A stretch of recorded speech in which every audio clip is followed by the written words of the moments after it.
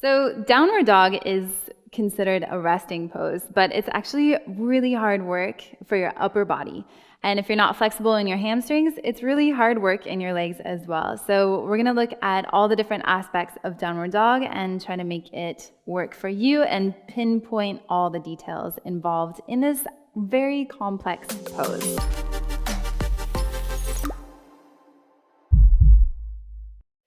So we're gonna start in downward dog. Start with your foundation. So spinning your hips towards the top of the mat.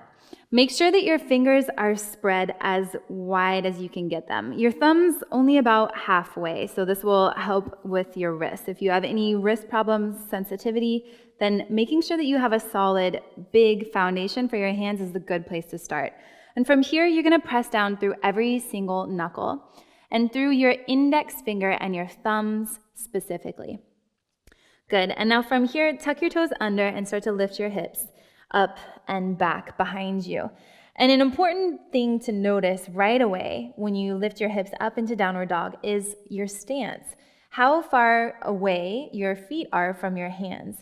So there is no golden rule. Sometimes you'll hear people say, from your plank pose, lift your hips, and this is your downward dog. I would like to suggest a different option, and this is that you can be your own judge on this. So basically, in every yoga pose, what we strive to do is create a balance between stability and freedom. So I'm going to show you two different variations of this pose, and then we'll find the middle ground. So if I walk my feet really far back, and I'm just kind of sagging here, I'm really wide. I have a really wide downward facing dog. I feel lots of freedom in this pose. Like I could do anything I wanted here. I could twist around. Not lots of muscle tone. But if I walk my feet too far in, there's too much stability. So I feel stuck, like I can't get any movement in this pose. And what I want to do is find the middle ground. So somewhere halfway in between. So once I found the place where I feel comfortable, make sure that your feet are hip distance apart and that your heels are slightly energetically pulling out to the outsides, and your toes, your big toes, pointing in, just slightly. You don't want to be pigeon-toed, but it's just more of an energetic effect. And for most of us, the heels are going to be popping up off the mat. This is totally fine. So from here, you can bend your knees as much as you want to.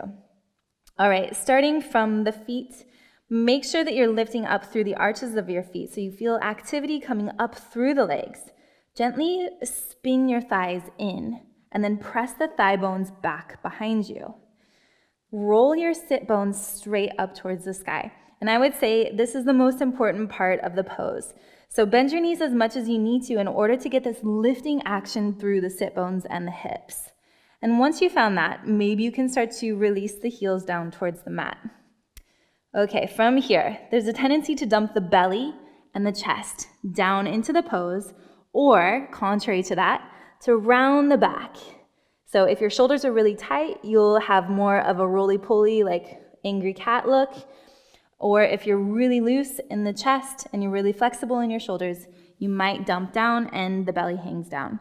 So you want to pull the belly in slightly, drawing the lower ribs in towards the spine. So keep this activation in your core. Broaden your shoulders apart so you have a lot of space in your upper back. From here, from the triceps in. So we're pulling the elbows down so that they point down towards the mat. Rolling the triceps in, firming the arm bones in, making sure that the ears are in line with the upper arms. And then from here, keep pressing down through the index knuckles. And the more you press down into your hands, the more you can shift the entire structure back behind you and get more of a stretch in the hamstrings. And then stay for as long as it feels good, and when you're ready to come down, drop the knees and sit back, either on the heels or in child's pose. And that, my friends, is downward facing dog.